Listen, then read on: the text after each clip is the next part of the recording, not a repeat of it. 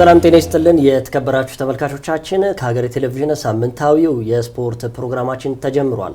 ዛሬ እንግዲህ በተለያዩ ስፖርታዊ ጉዳዮች እዚህ ስቱዲዮ ይገደባባይና ቃለ ስላሴ ካሳይ አብረናችሁ ቆይታ ልናደርግ ተገኝተናል። ቃል እንዴት ነህ ብያለሁ። የእንግሊዝ ፕሪሚየር ሊግ የ17ኛ ሳምንት ጨዋታዎች እንግዲህ በሳምንቱ መጨረሻ ቀናቶች ተደርገው የተለያዩ ውጤቶች አስመዝግበዋል።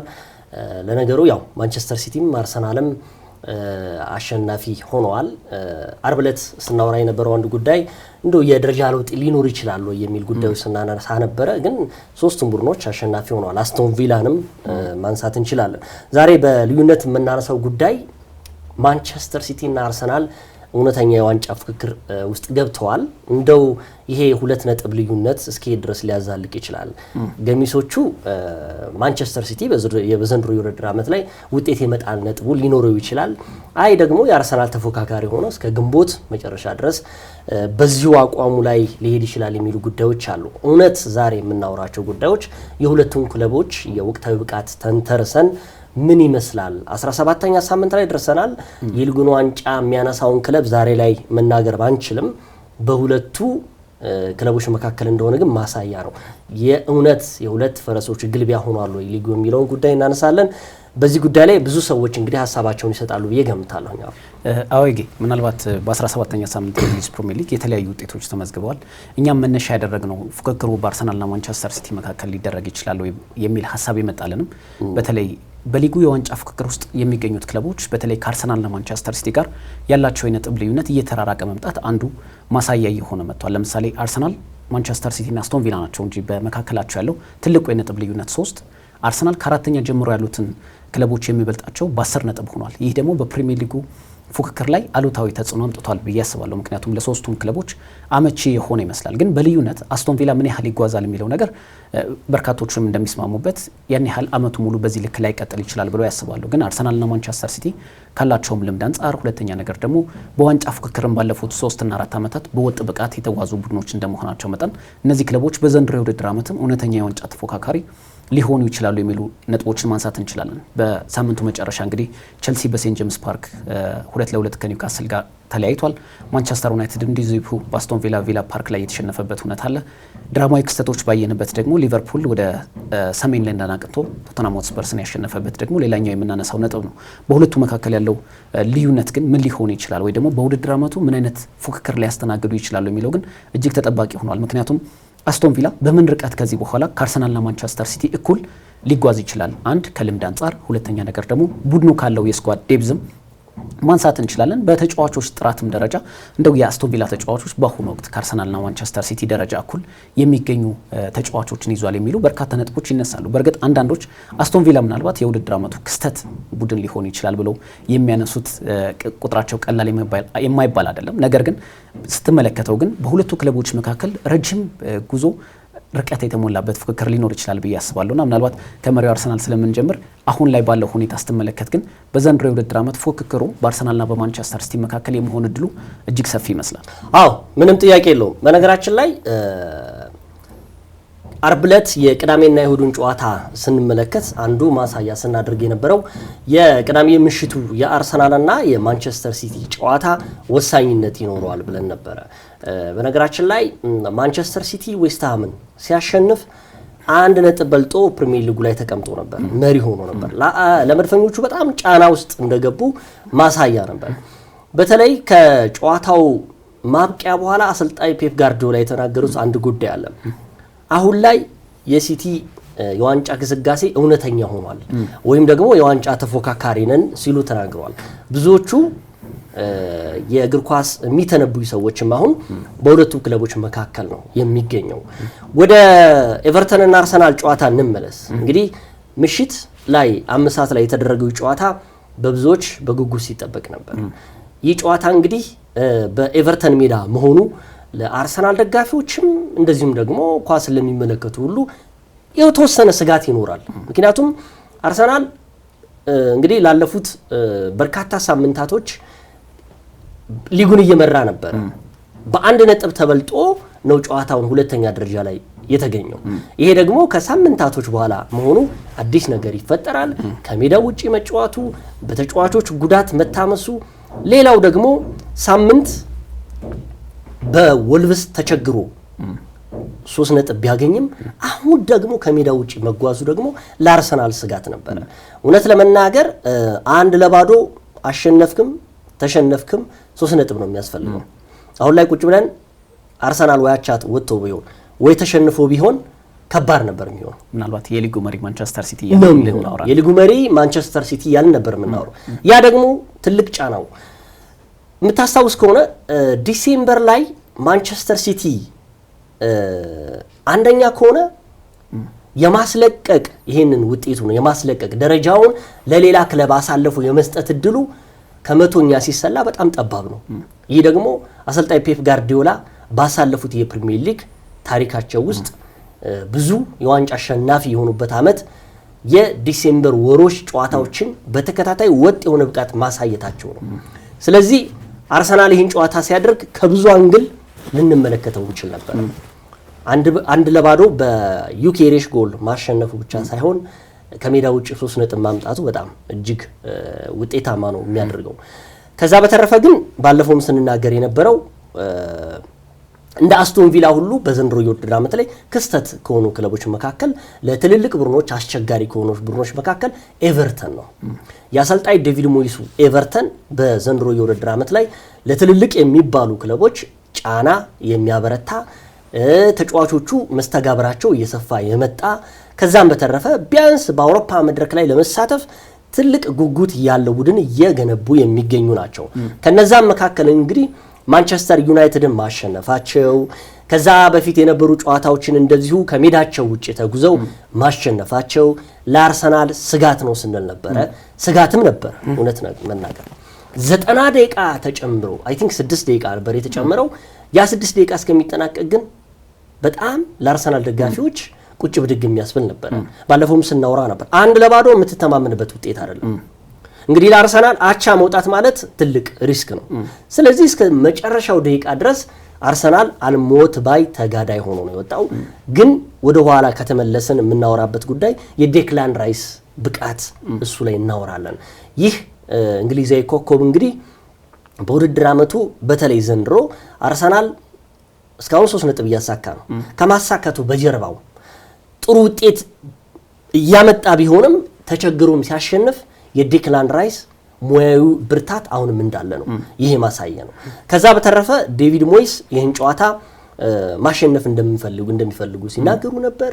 የተሰጠውን ፍጹም ቅጣት ምት ደግሞ እንግዲህ አምበሉ ማርቲን ኦዲጋርድ ይመታዋል ሲባል አሳልፎ መስጠቱ ለዩኬሬሽ ጥሩ ነው። ባለፈውም ስንናገር ነበር ከዚህ በኋላ እንደው ዩኬሬሽ እንደው ተቀያሪ ወንበር ላይ ቢሆን ምን እንደምታ ይኖረዋል የሚል ጉዳይ ነበር። በአጠቃላይ ግን የአርሰናልና የኤቨርተን ጨዋታ በጥሩ በጎ ለመድፈኞቹ ሆኖ አልፏል። ቀጣይ ጨዋታዎችን ደግሞ ነገሮችን መቼም አዲስ ዓመቱን አንደኛ ሆኖ የሚያጠናቀቁ ይመስለኛል። ያው 1-2 ጨዋታ ነው ከዚህ በኋላ የሚቀረው። የክሪስታል ፓላስ ያው የካራባው ጨዋታ ነው የፊታችን ማክሰኞ የሚደረገው። ከዛ በተረፈ ግን ውድድሩን በአንደኝነት የሚያጠናቀቅ ይመስለኛል። ከረፍት ደግሞ ሲመለሱ ወይም ደግሞ ከጥር የነሱ ክሪስማስ በኋላ ሲመለሱ ደግሞ ምን ይፈጠራል የሚሉን ደግሞ ወደ በኋላ ማንሳት እንችላለን። የአርሰናል ጥንካሬን አምኖ መቀበል አስፈላጊ ይመስለኛል። አሁን ቅድም አንድ ያነሳት ነጥብ ነበረች፣ ቀለል ያለች የምትመስል ግን በጣም ትልቅ ትርጉም ያላት ማለት ነው። ለምሳሌ የ1-0 ውጤት በጣም ትልቅ ድል ነው። ለምሳሌ በእኔ ምልከታ በተለይ ከ2015-16 የውድድር ዘመን በኋላ ሀሳቤን የቀየርኩበት መንገድ ነው። ሌስተር ሲቲ የእንግሊዝ ፕሪሚየር ሊግን ዋንጫ ክስተት በሆነ የውድድር ጊዜያትን ተጠቅሞ የፕሪሚየር ሊጉን ዋንጫ ሲያሸንፍ 7 ጨዋታዎች 1-0 ያሸነፈው ሌስተር ሲቲ ነበር። ያን እነዛን 1-0 ውጤቶች አሁን እናስታውሳቸው። ሌስተር ሲቲ ግን በክላውዲዮ ራኔሪ እየተመራ አዲስ ታሪክ ጻፈ ተብሎ የማይታመነውን ከባዱን ማሳካት የቻለ ቡድን እንደነበር የቅርብ ዓመታት ተውስታል። አርሰናል 1-0 ማሸነፉ አይደለም ግብ ተቆጥሮበታል የሚለው ነገርም በጥንካሬ መልክ ማንሳት አስፈላጊ ይመስለኛል። አሁን እያነሳን ያለ ነው ስለ ሊጉ መሪ አርሰናል ነው። በፕሪሚየር ሊጉ ትንሽ ግቦች የተቆጠረበት 10 ግቦች ብቻ የተቆጠረበት አርሰናል ነው እያወራን ያለ ነው። በፕሪሚየር ሊጉ ብዙ ክሊንሺቶች ያስመዘገበው ክለብ አርሰናል ነው። 8 ጊዜ ያህል መረቡን ሳያስደፍር የወጣ ክለብ ነው። ከማንቸስተር ሲቲ በመቀጠል በፕሪሚየር ሊጉ ብዙ ጎሎችን ያስቆጠረው ክለብ አርሰናል ነው። እነዚህን ሁሉ ሲያደርግ አርሰናል በከፍተኛ የተጫዋቾች ጉዳት የታመሰበት ደግሞ ያለፉት 4 ወራትን ያሳለፈው ክለብ አርሰናልን የተመለከተ ነው። ስለዚህ አርሰናል አሁን በርካቶች ምናልባት ከስጋትም አንጻር ሊሆን ይችላል ማንቸስተር ሲቲ በኋላ ላይ ስለምናነሳው ምን ያህል ጠንካራ ቡድን እንደሆነ ይታወቃል። ነገር ግን ብዙዎች ስለ አርሰናል ጥንካሬ ከማውራት ይልቅ የሚከተሉት ቡድኖች በጣም እየቀረቡት እንደሆነ ነው የሚናገሩት እና ምናልባት የአርሰናልን ጥንካሬ እየሄደበት ያለበት መንገድ አምኖ መቀበል አስፈላጊ ይመስለኛል። በዘንድሮ የውድድር ዓመት በጣም ጥቂት ጨዋታዎች የተሸነፈው አርሰናል ነው። 2 ጨዋታዎች ብቻ ነው በአጠቃላይ እስካሁን በፕሪሚየር ሊጉ በ17 መርሃ ግብር ጨዋታዎች የተሸነፈው።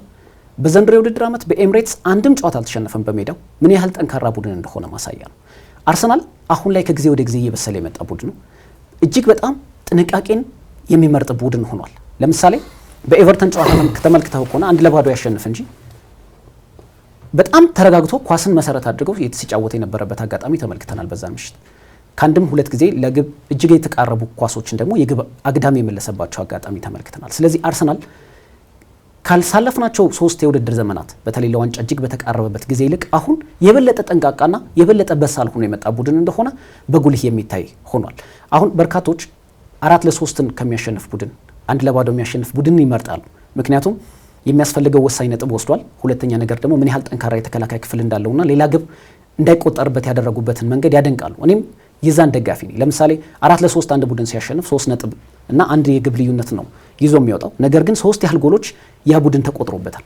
በአርሰናል በኩል የምታያቸው ግን በቀላሉ ግብ የምታስቆጥርበት ቡድን እየሆነ አይደለም። ይሄ ደግሞ የዋንጫ ተፋላሚ ቡድኖች የዋንጫን ስነ ልቦናን የተላበሱ ቡድኖች ማሳያነት ይመስለኛል። ስለዚህ አርሰናል ከተከታዮቹ ጥንካሬ ሊሆን ይችላል እነሱ እየመጡበት ያለበት መንገድ ለአርሰናል ካጠገቡ ሆነው እየተነፈሱም ስለሆነ እጅግ በጣም ከባድ ቢሆንም የአርሰናልን ጥንካሬ ማውራት ግን ተገቢ ይመስለኛል ብዬ አስባለሁ። አሁን የሊጉ መሪ ላይ ይገኛል።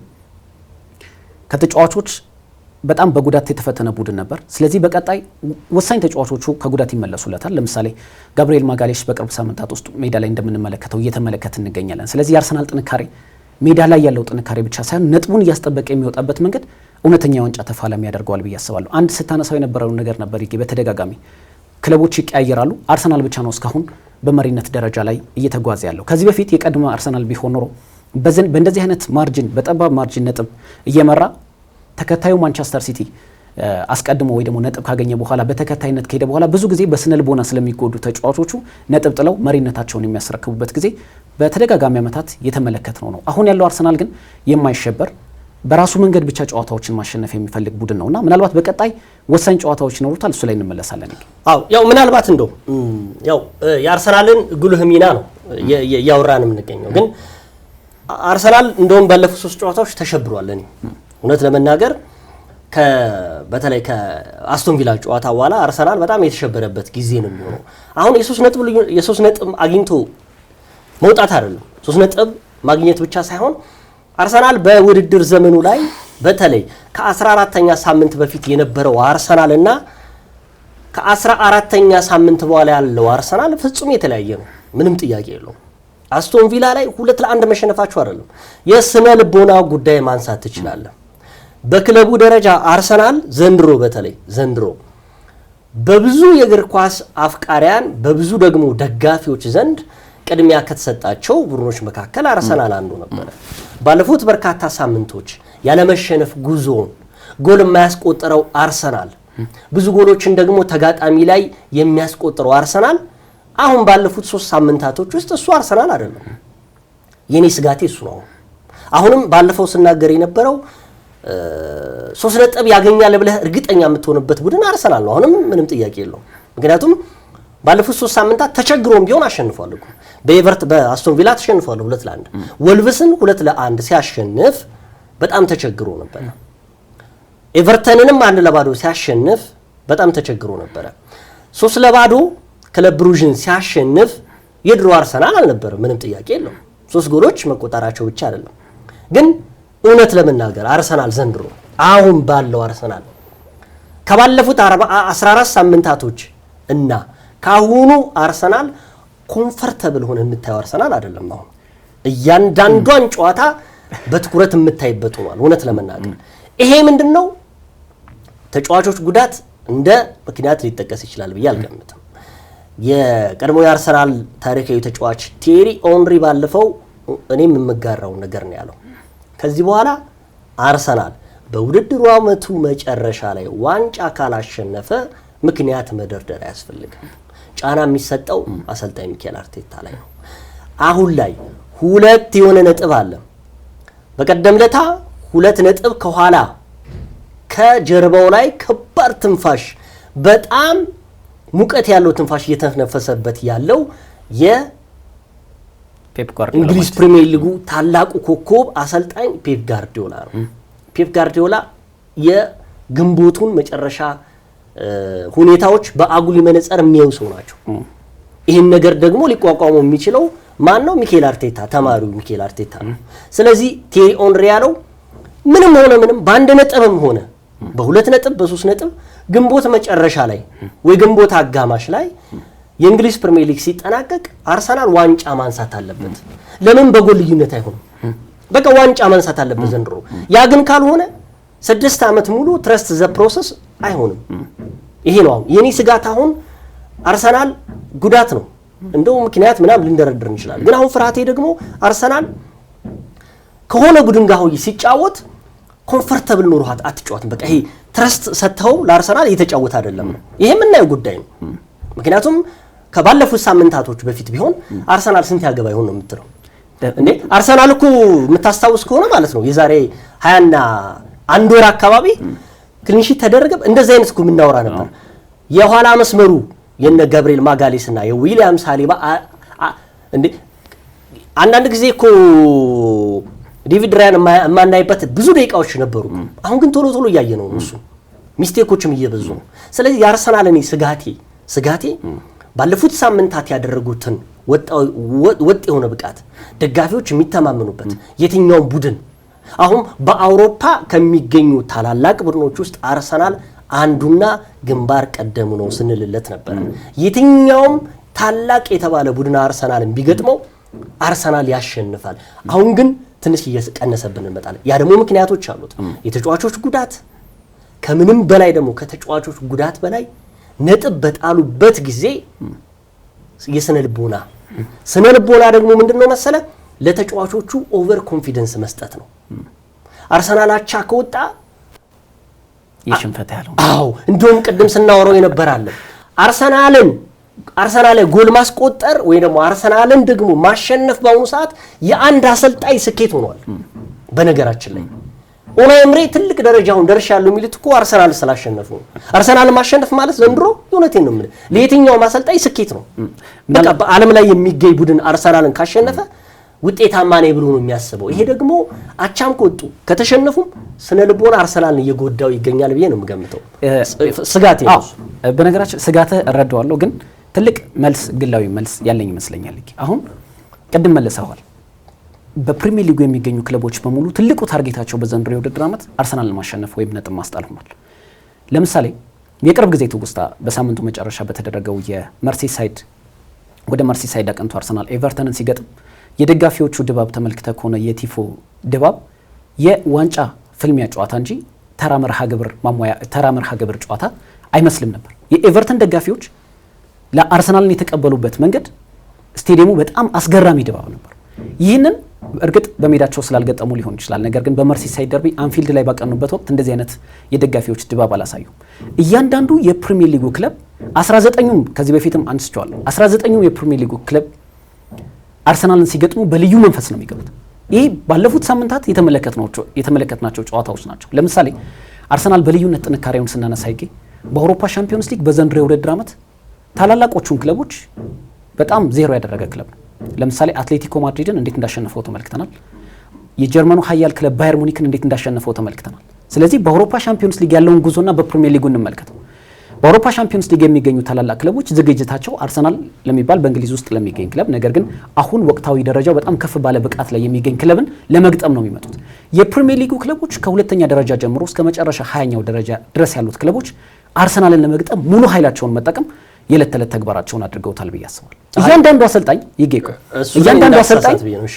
እያንዳንዱ አሰልጣኝ ተመልክተው ከሆነ በፕሬስ ኮንፈረንሳቸው ወቅት ከራሳቸው ክለብ ጎን ለጎን ስለ አርሰናል ነው መግለጫ የሚሰጡት። ይህ ምንን ያሳያል? ተጫዋቾች አርሰናልን ማሸነፍ ማለት ለምሳሌ አርሰናል በዘንድሮ የውድድር ዓመት ከሁሉም የፕሪሚየር ሊጉ ክለቦች በላይ በጣም ጫና ያለበት ክለብ ነው። ጫና ስለ ለምሳሌ ማንቸስተር ሲቲ በአርሰናል ልክ ጫና ያለበት ቡድን አይደለም። በቅርብ ዓመታት የእንግሊዝ ፕሪሚየር ሊግን ስለተቆጣጠረ። ሊቨርፑል በትልቅ ደረጃ የምታነሳበት ጫና አይደለም። አምና የፕሪሚየር ሊግ ዋንጫ አሸንፏል። ቼልሲ የፕሪሚየር ሊግ ዋንጫ ካሸነፈ ቆየት ቢልም በአውሮፓ መድረክ የነገሰ ቡድን ነው። እነዚህ ክለቦች በአርሰናል ልክ ጫና የለባቸው። የአርሰናል ተጫዋቾች በዘንድሮ የውድድር ዓመት ዋንጫ የማግኘት ትልቅ ኃላፊነት ተጥሎባቸዋል። ስለዚህ በእያንዳንዱ ጨዋታ ላይ ትልቅ የስነ ልቦና ጫናን ይዘው ነው ወደ ሜዳ የሚገቡት። በዚህ ልክ ግን እያንዳንዱ የፕሪሚየር ሊጉ ክለቦች ለአርሰናል የሚያደርጉት ዝግጅት በዘንድሮ የውድድር ዓመት በጣም አስገራሚ ሆኗል። ለዛም ነው አሁን የቅርብ ጊዜያት የነ ወልቭስን እያነሳውልን ነበር። ኤቨርተን በሜዳው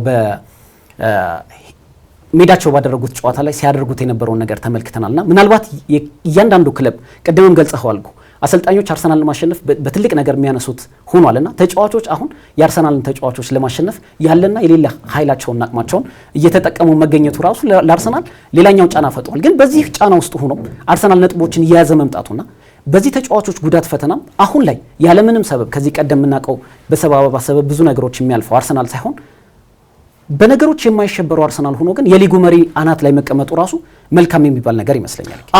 አዎ ቅድም ምንድነው ስታነሳ የነበረው ያው የትኛውም ቡድን ለአርሰናል ዝግጅት የሚለው ነው። እነሱ አያደርጉም። ለምን ታውቃለህ? ፕሮፌሽናሎች ናቸው። በነገራችን ላይ የኢትዮጵያ ፕሪሚየር ሊግ አይደለም የእንግሊዝ ፕሪሚየር ሊግ። የኢትዮጵያ ፕሪሚየር ሊግ ቢሆን ሰንበዲ የሆነ ክለብ ወይ ቅዱስ ጊዮርጊስ ሊሆን ይችላል። ቅዱስ ጊዮርጊስን ብቻ ለማስጣል ሊመጡ ይችላል። የኛ ፕሮፌሽናል ሊግ ስላልሆነ ማለት ነው። ወይም ደግሞ በብር የተበላሻሸ ሊግ ስላለን የኛ በብር የተጨመላለቀ ሊግ ስላለን ነው እንጂ ማሳያ እኮ እንግሊዝ ፕሪሚየር ሊግ ላይ እኮ ሳውዛምፕተን መውረድን አረጋግጦ ይጋደላሉ እኮ እና አርሰናልን ብቻ ታርጌት አድርገው የሚገቡ ቡድኖች የሉ። እንደዛ አይደል? እንድትይዘው እንፈልገው በዘንድሮ የውድድር ዓመት አሁን እንመልከተው። ለምሳሌ ትላንት ቪላ ፓርክ ላይ የተደረገው የዩናይትድ እና የአስቶን ቪላ ጨዋታ ላይ የአስቶን ቪላ ደጋፊዎች ድባብ ከአርሰናል ጋር የነበረው ፍጹም የተለየ ነበር። ጨዋታ እኮ ይለያያል። ምን መሰለ እያልኩ ያለሁት አርሰናል በዘንድሮ የውድድር ዓመትን ብቻ ሳይሆን ስፔሻሊ ታርጌት የተደረገው በዘንድሮ የውድድር ዓመት ነው። ግላዊ ምልከታዬ ቢሆንም እያንዳንዱ ክለብ ግን ለአርሰናል የሚሰጠው ትኩረት በጣም የተለየ ሆኖብኛል። ያ ደግሞ ምን መሰለ አሁን ሊግ መሪ ስለሆነ እኮ እሱ ነው የኔም ጥያቄ እሱ ነው። አሁን ተጫዋቾች በዘንድሮ የውድድር ዓመት የአርሰናል ተጫዋቾችም አሰልጣኝ ሚኬል አርቴታም በትልቅ የስነ ልቦና ጫና ላይ ይገኛሉ። ምክንያቱም ትልቅ ዋንጫ ማግኘት በዘንድሮ የውድድር ዓመት አርሰናል አመራሮቹም የአርሰናል ደጋፊዎችም ኤፍኤ ካፕ እና ካራባኦ ዋንጫ እንዲያሸንፍላቸው አይፈልጉም። አትሊስት ትልቁን የተባለው የአውሮፓ ሻምፒዮንስ ሊግ አሊያም የእንግሊዝ ፕሪሚየር ሊግን ወደ ሰሜን ለንደን እንዲያመጡ ይፈልጋል። በዚህ ጊዜ ግን የኔ ጥያቄ ምንድነው እያንዳንዱ ክለብ የሚያደርገው ዝግጅት ግን በጉልህ የሚታይ ሆኗል። ለምሳሌ የኤቨርተን እንዳንድ ማሳያነት ገብቶኛል። ግን ምንድነው እያንዳንዱ 19ኙም ክለብ አርሰናል ላይ ፎከስ ሊያደርግ አይችልም ነው። ፎከስ ያ ማለት እኮ ለምሳሌ እኮ በነገራችን ላይ ኒውካስል ዩናይትድ አሁን አርብ ምሽት ማንቸስተር ዩናይትድን ያስተናግዳል። ማንቸስተር ዩናይትድ ኒውካስል ዩናይትድ ፎከስ የሚያደርገው ዩናይትድ ላይ ነው እንጂ አርሰናልን አያገኘው። አርሰናል ላይ ፎከስ አያደርግም። የጨዋታው ቀንማ ፎከስ ያደርጋሉ የትኛውም ቡድን። ኒውካስል ዩናይትድ ከወልቭስ ጋር መጨረሻ ደረጃ ከሚገኘው ክለብ ጋር ፎከስ ማድረግ አለበት። ፕሮፌሽናሎች ናቸው ነው ማለት። ይሄ እንደውም እኔ ምክንያት እንዳይሆን አርሰናል ላይ 19ኙን ቡድን ምክንያት አድርጎ ይሄ ማለት እኮ 19ኙ ቡድን አርሰናልን በቃ ለመደብደብ የተዘጋጀ ነው። እዛው ይጋውን እዛው እንደማያይዘላ አሁን ሌሎች ክለቦች በእንደዚህ አይነት ዝግጅት አርሰናልን ቢገጥሙም ግን አርሰናል ደግሞ በእንደዚህም ጫና እየበሰለ መምጣቱና የሊጉ አናት ላይ መቀመጡ ጥንካሬው ያሳያል። ግን ልዩነቱ ምንድነው መሰለ ወልቭስ ማንቸስተር ዩናይትድን ሲገጥምና ወልቭስ አርሰናልን ሲገጥም የተወሰነ ልዩነት ሊኖረው ይችላል። ያ ልዩነቱ ምንድነው መሰለ ከተጫዋቾች ጥራት አንፃር ከወቅታዊ ብቃት አንፃር ወልቭስ ዝግጅቱ ከፍ ይላል ለአርሰናል። ያ ማለት ደግሞ ከዩናይትድ ቶና ከፍ ሲል ደግሞ ኖቲንጋም ፎረስት እና ዌስት ሃም አሉ አይደል? እነሱ ጋር ኢቭን ከሱ ጋር ሲጋጠሙ ራሱ የሚሰጡት ትኩረት 3 ነጥብ ነው የሚፈልጉት እንጂ ከአርሰናል ውጪ አሁን አርሰናልን እኮ 3 ነጥብ ነው የምትፈልግ ሌላ ምን ያደርግልሃል? ግን ምንድነው አሰልጣኞቹ ግን አሁን ላይ በአውሮፓ ተፈሪ የሆነውን አርሰናልን ሲያሸንፉ የዓለም ዋንጫ የበሉ ነው የሚመስላቸው። በቃ ቴንክ ዩ አሁን እሱ ነው ግን ምንድነው ቅድም ቴሪ ኦንሪ ያለው ምክንያት እኔ ስለምጋራው አርሰናል በተለያዩ ቡድኖች ፎከስ ስለተደረገበት አርሰናል አሁን ላይ ጉዳት ስላለበት አርሰናል ደግሞ አሁን ምንድነው ወቅታዊ ብቃቱ የተጫዋቾች የስነ ልቦና ጉዳይ ትንሽ አስጊ ስለሆነበት ማንቸስተር ሲቲም እኮ እንደዛ ነው። ማንቸስተር ሲቲም የሚጫወተው 10 ተጫዋች ይዞ አርሰናልም 10 ተጫዋች ይዞ አሁን ላይ ደግሞ ባለፈውም ሳረሳው ነበር እኔ የአርሰናልን ጥንካሬ ማንሳት የምፈልገው አርሰናል በተለይ የኋላ መስመሩ መጎዳቱ ዋጋ አስከፍሎታል። ዋጋ ያስከፈለው ብዙ ጎሎች አልተቆጠሩበትም። የማይቆጠርበት አርሰናል አሁን ግን ጎል እየተቆጠረበት ነው። ከዛ በተረፈ የክሊንሺት ጉዳይ ስናነሳ የማይቆጠርበት ቡድን የነበረው አሁን እየተቆጠረበት ቡድን ነው። ግን እነዚህ ተደማምረው ውጤት ካጣ ግን ሰበብ እንዳይሆኑ ያንተን ሐሳብ መደግፈው ዚጌ አርሰናል ዘንድሮ ያለምንም ምክንያት ዋንጫ ማሸነፍ የግድ ይለዋል። ምንም ጥያቄ የለውም። እሱ ነው አሁን እንደ ተግዳሮት የምናነሳቸው ሐሳቦች ስለሆኑ እንጂ አርሰናል በዘንድሮ የውድድር ዓመት በባሌም በቦሌም ብሎ የፕሪሚየር ሊግ ዋንጫ አሊያም የአውሮፓ ሻምፒዮንስ ሊግ የማሸነፍ ግዴታ አለበት። ይሄን ነው የምለው።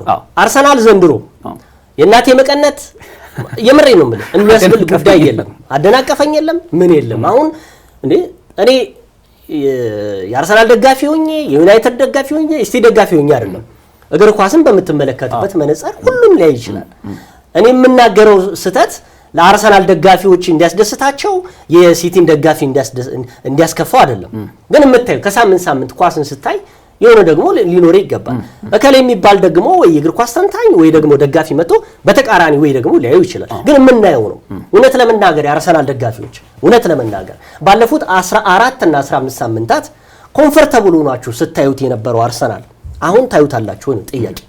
አያሰጋም ወይ? አሁን አርሰናል እንደውም እኮ የምትሉት ብዙዎቻችሁ የምትሉት አሁን አርሰናል 4 እና 3 ጎል አስቆጥሮ ተቀያሪውን ተጫዋች እስኪ ደግሞ እናያቸው ነበር። አሁን እኮ 90 ደቂቃ ሙሉ እኮ በቃ መቋጠር ሆኗል እኮ አርሰናል ሲጫወት እኮ እውነት አብዛኞቹ ደጋፊዎች እኮ ስቴዲየምም ያሉት በቴሌቪዥን እንደኛም በቴሌቪዥን መስኮት የሚያዩትም እኮ አርሰናል 1-0 እየመራ እኮ የምትቸገርበት ሆኗል። አሁን ይሄ እንዴት ነው የሚያዛልቅህ?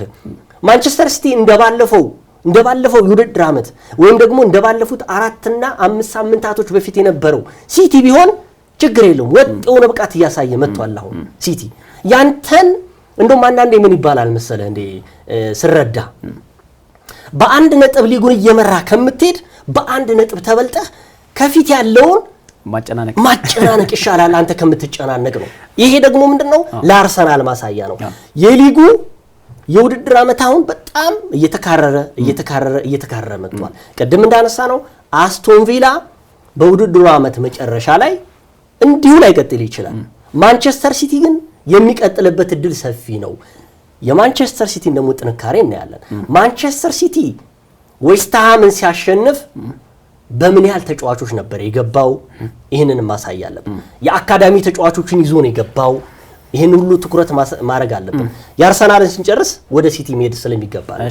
ምናልባት እኔ ብዙም ስጋት የማይሰማኝ በአርሰናል ላይ ለምን መሰለኝ ካለፉት ጊዜያት ይልቅ በጣም በሳልና ጠንቃቃ ቡድን ሆኗል ብዬ ነው የማስበው። ለምሳሌ ይሄ ያደረገው ደግሞ ለምሳሌ አርሰናል ባለፉት ጊዜያትም የዛሬ ሳምንት ማንስተናል በርካታ ተጫዋቾቹን ወይም የቡድኑ ቁልፍ ተጫዋቾች በጉዳት ባጣበት ጊዜ ምን ያህል እንደተፈተነ ተመልክተናል። በዘንድሮ የውድድር ዓመት ግን ወሳኝ ተጫዋቾቹን በጉዳት ቢያጣም አሁንም የሊጉ መሪ ላይ ነው፣ የሊጉ አናት ላይ ነው ያለው። እርግጥ ትልቅ ስጋት አለ።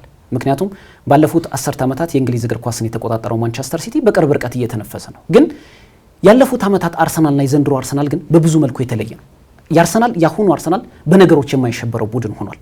በዛ ላይ የመሪነት ስሜት ያላቸው ተጫዋቾች በቡድን ውስጥ በጣም እየበዙ መጥተዋል። ለምሳሌ አሁን የቡድኑ አምበል ማርቲን ኦዴጋርድ ሊሆን ይችላል። ነገር ግን ቅድም ያነሳው ዴክላን ራይስ አሁን ቡድኑን ወደ ሌላ ደረጃ እያደረሰው ይገኛል።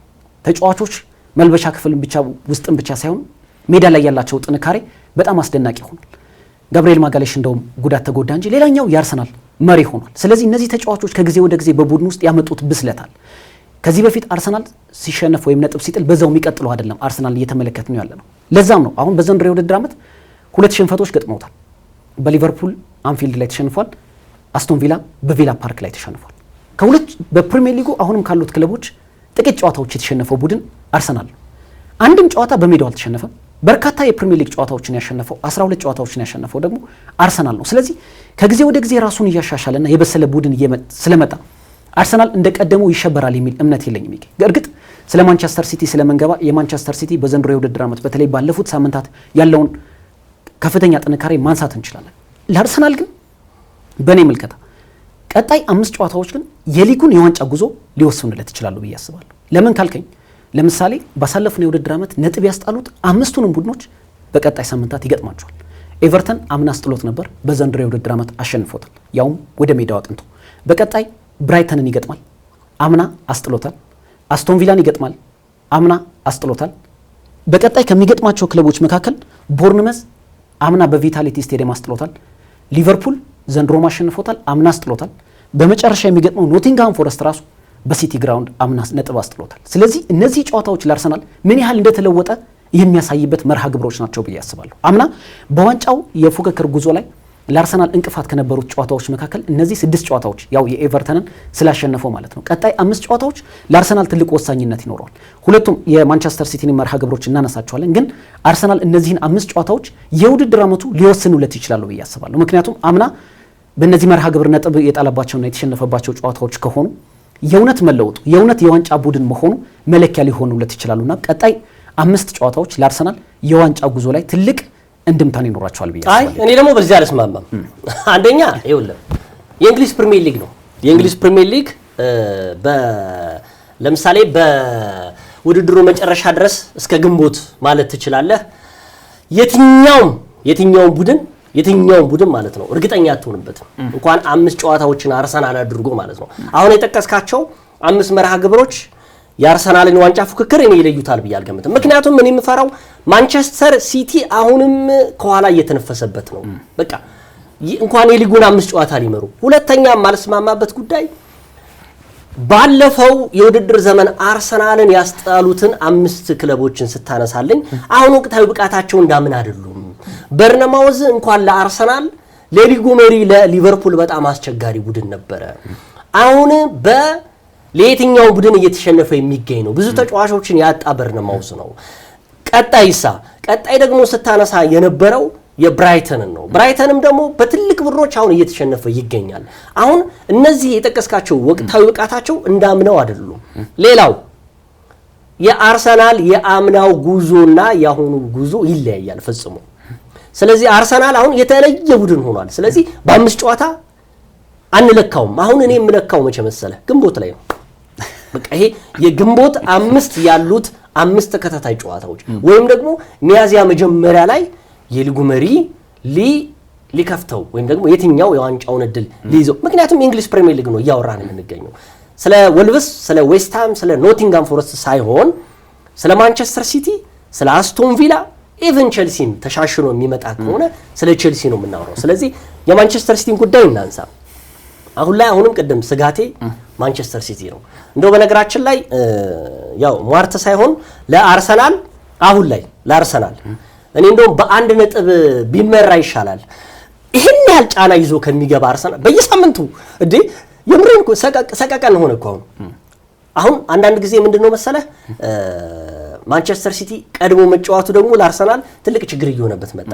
አሁን ባለፈው ዌስትሃም ሲያሸንፍ 1 ነጥብ በልጦት ቁጭ አለ። አርሰናል ደግሞ ግዴታ ውስጥ ገብቶ ነው የሚጫወተው። ስለዚህ ያን ጨዋታ ሲያሸንፍ አርሰናል ይበልጣል። ግን አሁንም የምልህ ከ19 ቡድኖች የማሸነፍ እድሉን 90% የማሸነፍ እድሉን የሚሰጠው ለአርሰናል ነው። አሁን በቃ በየሳምንቱ እያሸነፈ ነው። ግን እንደ በፊቱ ይሄ ምርጥ ብቃቱን እያሳየ እያሸነፈ አይደለም፣ እየተንገራገጨ ነው። ሲቲ ዌስትሃምን ካሸነፈ በኋላ የሊጉ መሪ ትክክለኛ የሊጉ መሪ አርሰናል ተፎካካሪ መሆኑን አሳይቷል። ምክንያቱም ሲቲስ ከተሸነፈ ቆየ እኮ ሲቲ ብዙ ጎሎች ከተቆጠሩበት ቆየ። ጥሩ የጨዋታ መንፈስ ውስጥ ነው የሚገኘው፣ ጫና ውስጥ አይገኝም። ጫና ማለት ነጥብ የምጥል ከሆነ ጫና ውስጥ ነው የምትገባው። አርሰናል ከሲቲ የ5 ነጥብ ልዩነት ነበራቸው አይደል? ባለሳሳት ባለፉት ሳምንት አስቶን ቪላ ከተሸነፈበት ጊዜ ድረስ አሁን ግን በ2 ነጥብ የ2 ነጥብ ነው አርሰናል መሸነፉን ተከትሎ። ቀጣይ መርሃ ግብሮች ደግሞ ለሲቲ እነማን ናቸው? ዲሴምበር ላይ የፌስቲቭ ፔሪየድ የሚባለው ጨዋታ ደግሞ ለሲቲ በጣም እድል ይዞ ይመጣል ይባላል። ባለፈው አመት እንደዛ ሆኖ ማሳለፉን ሳይሆን እየተደራጀ መጥቷል። ነገሮችን በጣም ተጽዕኖ ፈጣሪዎች በማንቸስተር ሲቲ ውስጥ እያየን እንገኛለን። ለምሳሌ የቼርኪን ጉዳይ ስናነሳ ከሳምንት የሚያሳየው ብቃት በተለይ ደግሞ አሁን ባለፈው የውድድር ዘመን ላይ የዘንድሮ የውድድር ዓመት ላይ የመጀመሪያ ሳምንታት ላይ የቲጃኒ ሬንደርስ ጉዳይ ስናነሳ ነበረ። አሁን ምርጥ ተጽዕኖ ፈጣሪ ተጫዋች ሆኗል። ለማንቸስተር ሲቲ ጎሎች መጎኘት፣ ጎል ማስቆጠር የሪያን ቸርኪን ልታነሳ ትችላለህ። የነ ፊል ፎደንን ኤርሊንግ ሃላንድ በየሳምንቱ ጎል እያስቆጠረለት ነው። አሁንም 19ኛ ጎሉን በማንቸስተር ሲቲ ስም አስቆጥሯል። ስለዚህ እንደነዚህ አይነት ተጫዋቾች መነሳሳታቸው አሁን ከአርሰናል ላይ መተንፈሳቸው ለማንቸስተር ሲቲ ትልቅ እድል ይዞ እየመጣ ይገኛል። ከዛ በተረፈ አሰልጣኝ ፔፕ ጋርዲዮላ የእንግሊዝ ፕሪሚየር ሊግን በደንብ አድርገው ጠንቅቀው ማወቃቸው እኔ እንደውም ባለፈው ስታነሳ የነበረው አለ እኛ አሰልጣኝ በየሳምንቱ የአርሰናልን ብቃት የአርሰናልን ምርጥነት አርሰናል ዋንጫ እንደሚበላ እንደሚያሸንፍ እያነሱ ነበር ስንል ነበር ባለፈው። እኔ ደግሞ ነግሬ ነበር ያለ ምክንያት እኛ አሰልጣኝ አያነሱም። አሁንሳ ማንቸስተር ሲቲ ዘንድሮ ዋንጫ ያነሳል አሉ። አሁን ማንቸስተር ሲቲ ዋንጫ የማንሳት ብቃት ያለው ቡድን ነው። አሁን ማንቸስተር ሲቲ የሮድሪ መመለስን ብቻ ነው የሚጠብቀው። ከዛስ የሚፈልጓቸውን ተጫዋቾች አደራጅተው የጥር ተጫዋቾች የዝውውር ገበያ ላይ አሰልጣኝ ፔፕ ጋርዲዮላ ሊያመጡ ይችላሉ። ተጫዋች የጎደለውን ሊሞሉ ይችላሉ። ይሄ ማለት ደግሞ ለአርሰናል ትልቅ ትልቅ ትልቅ ስጋት ነው። አርሰናል አሁን ላይ በተጫዋቾች በጣም ጉዳት እየተሰቃየ የሚገኘው። ሌሎቹን ደግሞ ሲቲን ብትመለከት ኮምፎርታብል ናቸው። አንድ ተጫዋች ነው የሚፈልጉት። ስለዚህ ማንቸስተር ሲቲ በተለይ ደግሞ አሰልጣኝ ፔፕ ጋርዲዮላ ዘንድሮ ከማንቸስተር ሲቲ የሚለቁ ከሆነ የመጨረሻ የዋንጫ እድላቸውን ሞክረው መውጣት የሚፈልጉት። የትኛውም አሰልጣኝ ከአንድ ክለብ ሲሰናበት በዋንጫ ታጅበው መውጣት የሚፈልጉት። እሳቸውም አሰልጣኝ ሰር አሌክስ ፈርጉሰንም ያደረጉትን ነገር ነው ማድረግ የሚፈልጉት። ስለዚህ ይሄ የማንቸስተር ሲቲ የዋንጫ ግስጋሴ እውነተኛ የሁለት ፈረስ ግልቢያ ሆኗል ነው ብለው ነው። ስለ ማንቸስተር ሲቲ ጥንካሬ ስናወራ በተለይ ከወጥነት ጋር በተያያዘ በጣም ጥያቄ ይነሳበት ነበር የአሰልጣኝ ፔፕ ጓርዲዮላ ቡድን። ነገር ግን የማንቸስተር ሲቲ የወጥነት ጥያቄ ባለፉት 5 ሳምንታት ተመልሷል ብዬ አስባለሁ። በተለይ ለመጨረሻ ጊዜ በኒውካስል ዩናይትድ ከተሸነፉ በኋላ 5 ተከታታይ የፕሪሚየር ሊግ ጨዋታዎችን አሸንፈዋል። በመሃል ደግሞ በአውሮፓ የውድድር መድረክ ኃያል የሆነው ሪያል ማድሪድን ደግሞ በአውሮፓ ሻምፒዮንስ ሊግ ቤርናባው ድረስ ተጉዞ አሸንፈዋል። ይህ ማንቸስተር ሲቲ በፕሪሚየር ሊጉ ብቻ ሳይሆን ባለፉት ጨዋታዎች ላይ በወጥነት ብቃት እየተጓዘ ለመሆኑ ማሳያ ነው። በተደጋጋሚ ጊዜ ያነሳ ነው የማንቸስተር ሲቲ አዲስ ፈራሚዎች በፍጥነት ከቡድኑ ጋር የሚዋሃዱ ከሆነ ማንቸስተር ሲቲ እየተፈተነ የሚገኝበት ልክ እንደ አርሰናል ሁሉ የተጫዋቾች ጉዳት የሚለቀው ከሆነ ወሳኝ ተጫዋቾቹን መልሶ የሚያገኝበት እድል ሰፊ ከሆነ ጠንካራው ማንቸስተር ሲቲ ልንመለከት እንችላለን ብለን ተናግረን ነበር። በውድድር ዓመቱ ጥሩ ብቃቱን እያሳየ የሚገኘው ራያን ቸርኪ ከቡድኑ ጋር በፍጥነት የተዋሃደበት መንገድ አንዱ ማሳያ ነው። ቲጃኒ ሬንደርስ አጀማመሩ ጥሩ ነበር። መሀል ላይ ከጉዳት ጋር ተዳምሮ ወደ ብቃቱ መመለስ ተስኖት ነበር። ባለፉት 4 ጨዋታዎች ግን ወደ ጥሩ ብቃቱ ተመልሷል። ኤርሊንግ ብራውት ሃላንድ በአስደናቂ አካላዊ ብቃት መጥቶ ገና ከወዲሁ በ4 ወራት 19 የፕሪሚየር ሊግ ጎሎችን አስቆጥሯል። ማንቸስተር ሲቲ አሁን የሃላንድ ጥገኝነቱን ትቶ ከሌሎች አንግሎች ወይም ከሌሎች አቅጣጫዎች ግብ የሚያስቆጥር ቡድን እየሆነ መጥቷል። አሁን ማንቸስተር ሲቲ በዘንድሮ የውድድር ዓመት ሊፈተንባቸው ከሚችሉት ጉዳዮች መካከል አንደኛው የነበረው አሰልጣኝ ፔፕ ጓርዲዮላ የቀድሞ የየርገን ክሎፕ ምክትል አሰልጣኝ ፔፕ ሊንደርስን ሲያመጡ አዲስ ሀሳብ ተጫዋቾቹ ላይ ለማስረጽ እንደፈለጉና አምና የተቸገሩበትን ሌሎች ቡድኖች የፔፕ ጓርዲዮላን አጨዋወት መንገድ ያጠኑበትን ሂደት ለመቀየር ፍላጎት እንደነበራቸው ማሳያ ነበር። ፔፕ ሊንደርስ ደግሞ በተለይ ከኳሱ ውጭ ኦፍ ዘ ቦል ምንለው የተጫዋቾች እንቅስቃሴ ላይ ሞር ትኩረት የሚያደርጉ ምክትል አሰልጣኝ እንደሆኑ ይታወቃሉ። በዘንድሮው የውድድር ዓመት የሲቲ ጥንካሬ ግን ጀምሯል ማለት እንችላለን። ፔፕ ጓርዲዮላ ለመጨረሻ ጊዜ በህዳር ወር ላይ ከተካሄደው የዓለም አቀፍ የሀገራት ጨዋታ በኋላ ትክክለኛው የፕሪሚየር ሊግ ፉክክር አሁን ይጀምራል ብለው ተናግረው ነበር። ባሉበት ሰዓት በትክክለኛው ሰዓት ወደ ፕሪሚየር ሊግ ፉክክር ተመልሰዋል። አሁን በቅርብ ርቀት ከአርሰናል በ2 ነጥቦች ዝቅ ብለው እየተነፈሱ ይገኛሉ።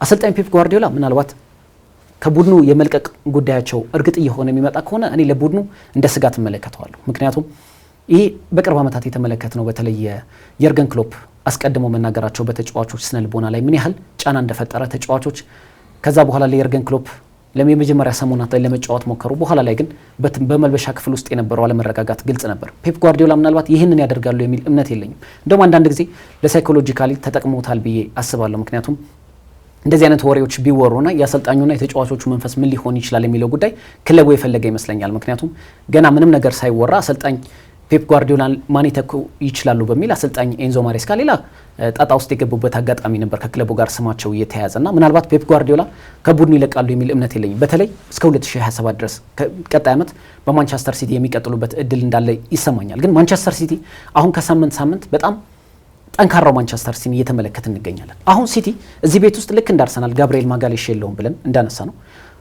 ማንቸስተር ሲቲ ባለፉት ሳምንታት ያለ ወሳኙ ኮከቡ የ2024 የባለን ዶር አሸናፊው ሮድሪን አጥቶ ነው እየተጫወተ ያለው። ስለዚህ ቀላል ተጫዋች አይደለም። አንድ ተጫዋች ምን ያህል ለውጥ ሊፈጥር እንደሚችል ጋብሪኤል ማጋሌሽ እያለና ሳይኖር በአርሰናል ቤት ውስጥ የሚቆጠሩት ጎሎችን መመልከት በቂ ይመስለኛል። ስለዚህ አሰልጣኝ ፔፕ ጓርዲዮላ ልምዳቸው ሊጠቅማቸው ይችላል። አምና በተለይ ደካማ የውድድር ዓመትን ባሳለፉበት 3ኛ ደረጃን ይዘው ቢያጠናቅቁም ያው በሳቸው ልክ ነው ደካማ እያል ነው ያለነው።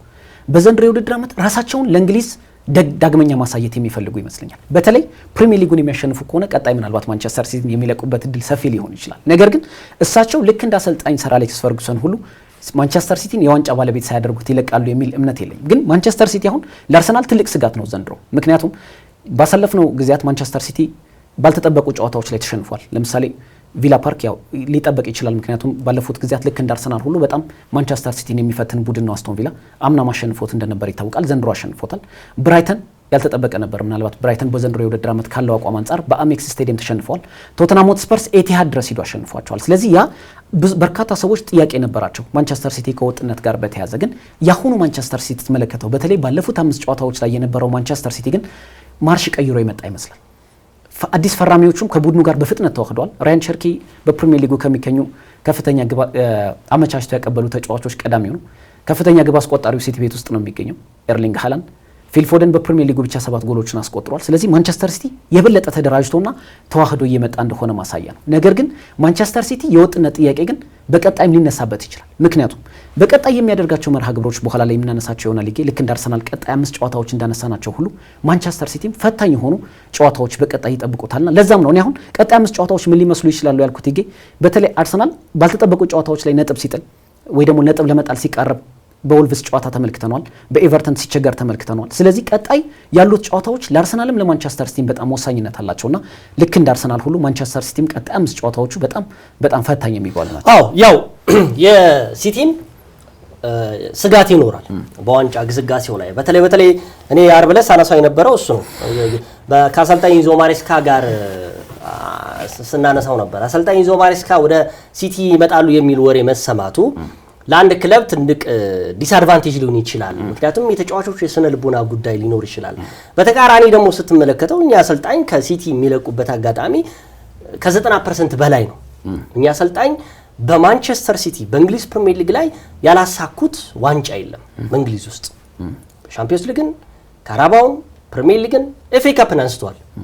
አሁን የመጨረሻቸው የውድድር ዓመት ነው ቢባል ምንም ሳይኮሎጂ ወይም ደግሞ የሌሎችን ክለብ እንትን ምናምን አይመስለኝም። ይሄ የመልቀቃቸው እድል ደግሞ ልክ ነው። አሁን እኛ አሰልጣኝ በውድድሩ ዓመቱ ከወጡ በኋላ ቢያንስ 2 እና 1 ዓመት ተኩል ማረፍ ይፈልጋሉ። በተለይ በሁለተኛው ይሄ 2029 ላይ የሚደረገው አውሮፓ ዋንጫ ላይ የስፔን ብሔራዊ ቡድንን የመያዝ እድላቸው ሰፊ ነው እየተባለ ይገኛል። ስፔንን በጣም ማሰልጠን ይፈልጋሉ፣ ሀገርንም ማሰልጠን ስለሚፈልጉ ነው እንጂ አሁን ስጋትም ብለው እኔ የአሰልጣኝ የርገን ክሎፕ ጉዳይ ያን ጊዜ የመጨረሻ ዓመታቸው እኮ አልተባለም እኮ የራሳቸው ነው እኮ የተናገሩት እኮ በውድድሩ መጨረሻ አካባቢ ላይ አይ ቲንክ ግንቦት ላይ ነው ያወሩት እሳቸው እኮ እንደው ግን ጥሩ ባልሆነበት ዘመን ላይ ነው። ሊቨርፑልም ራሱ እየተንገዳገጨ በነበረበት ዘመን ላይ ነው።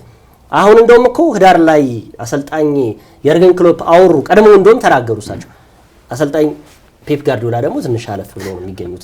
ግን አሁን እኮ በነገራችን ላይ የአሰልጣኝ ፔፕ ጋርዲዮላ የመጨረሻ ዓመታቸው ከመባሉ በላይ በጣም ወሬ የነበረው የአሰልጣኝ ኢንዞ ማሬስካ ወደ ሲቲ ይመጣሉ መባል ነው በወሬ ደረጃ እንጂ አሰልጣኝማ ፔፕ ጋርዲዮላ አምናም እኮ በቃይ ማለት ይችሉ ነበር እኮ። እንደውም እኮ ቀጣይ ሲኛ አሰልጣኝ ይለቁ ይሆን አይ ከነምናምኑ ነው እኛን አሰልጣኝ እምነት ይዘው አሰልጣኝ ፔፕ ጋርዲዮላን ያስቀጠሉት።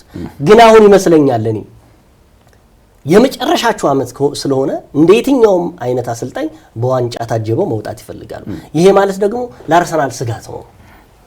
እኔ አሁን ለምሳሌ ማንቸስተር ሲቲ ትልቅ ስጋት የለብኝም። ስጋትም ብለው ምንድነው ነጥብ አንዴ ከጣለ አርሰናል ወደ ሄደ ነው ከዚህ በኋላ አርሰናል። አሁን ግን አርሰናል ላይ ከኋላ መተንፈሱ ለአርሰናል ነው ስጋት ይሆነው። ቅድም እንዳልኩ እኔ እንደውም ሲቲ ቢመራ ደግሞ ችግሩ እስከ መጨረሻው ነው የሚሄደው ሲቲ። አሁን እኮ እኔ ባለኝ ባታየቴ ነው ማንቸስተር ሲቲ ከመራ ልትይዘው አችልም። በቃ ካለ ኤክስፒሪየንስ ነው። በማንቸስተር ሲቲ በውድድር ዓመቱ ላይ አንዴ ከመራ እሱን ለማስጣል ይከብደዋል። ሊቨርፑል የተቸገረበትን ጊዜ የምናስታውሰው ነው። አሁን እኮ ተቸገርን እኮ የአርሰናልን የውድድር ዓመት ትንበያ ለመተንበይ ነው የምልህ። ይሄን ነው አርሰናል በአንድ ነጥብ ተበልጦ ከኋላው ደረስኩብህ እያለው ቢያስጨንቀው ለአርሰናል ትልቅ እድል ነው። ምክንያቱም ቢያንስ ኮምፎርታብል ሆኖ ነው የሚጫወቱት እነዚህ ልጆች። ችግሩ ደግሞ ሲቲ አንድ ነጥብ ከመራ ደግሞ ግንቦት ድረስ ይዞት ሊሄድ ይችላል። ግን አቅፎት እንደዚህ ተቃቅፈው አይደል?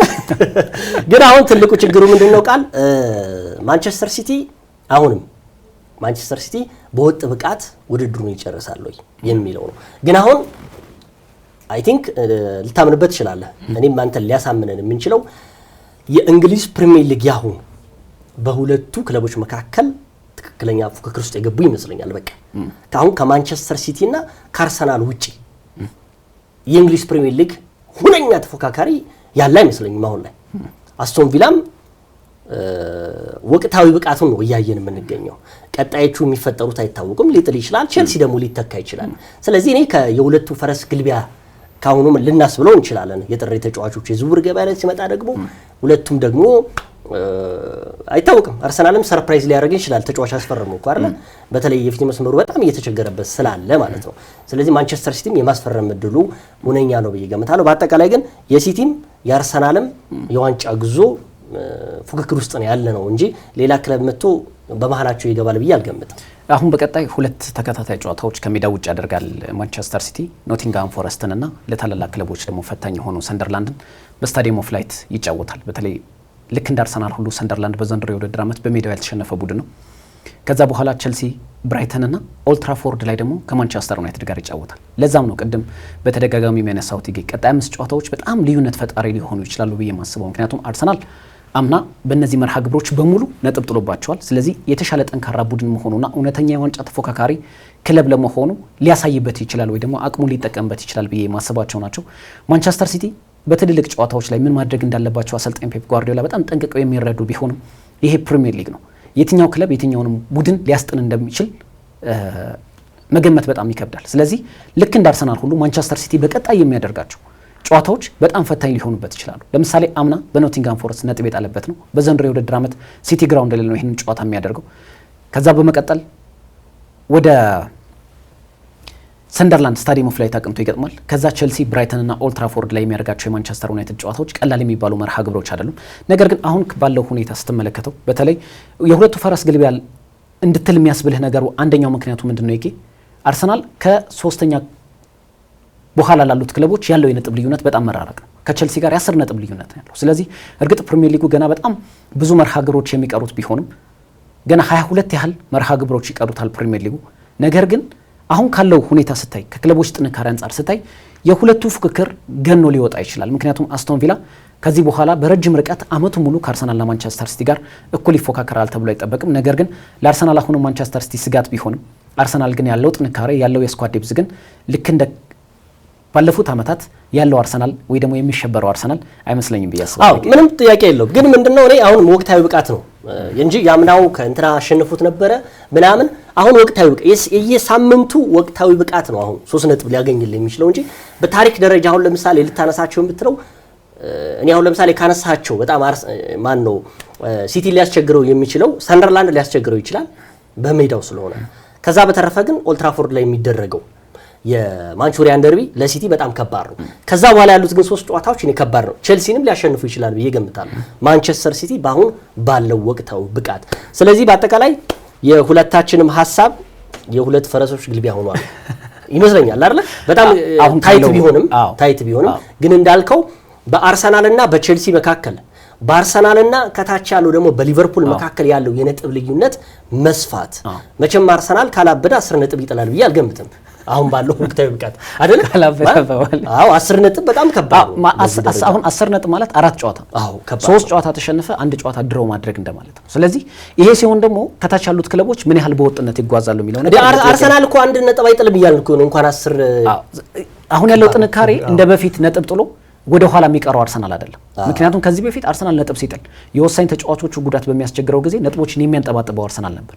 አሁን ስትመለከተው ግን በብዙ መልኩ ተሻሽሎ አድጎ በስሎ የመጣ የመሪነት ስሜት ተጫዋቾች የተላበሱና በክረምቱ የዝውውር መስኮት ልዩነት ፈጣሪ የሆኑ ተጫዋቾች በስብስብ ውስጥ መያዙ በውድድር ዓመቱ ካለፉት ዓመታት ይልቅ ጠንካራ ተፎካካሪ ያደርገዋል የሚል አዘለም አቀፈም እኔም የአርሰናልም ደጋፊዎች በውድድር ዓመቱ ላይ አርሰናል ዋንጫ ካላገኘ ምክንያት ነው ከዚህ በኋላ ለየትኛውም ጫና ነው ብዬ ገምታለሁ። ዛሬ እንግዲህ በልዩነት የማንቸስተር ሲቲንና የአርሰናልን የ2025/26 የውድድር ዓመት የፕሪሚየር ሊጉን የጉዞ የሚያመለክቱ ጨዋታዎች ምን ይመስላሉ? ከዛ በተረፈ ደግሞ እውነት የሁለት ፈረሶች ግልቢያ ሆኗል ወይ የፕሪሚየር ሊጉ የውድድር ዓመት እያልን ብዙ ነገሮችን ነገርናችሁ። ይገደብ አባይና ቃለ ሥላሴ ካሳይ አብረናችሁ ቆይታ ያደረግን ከመላው የስቱዲዮ አዘጋጆች ጋር ነበርን። ሳምንት በሌላ ጉዳይ እንመለሳለን።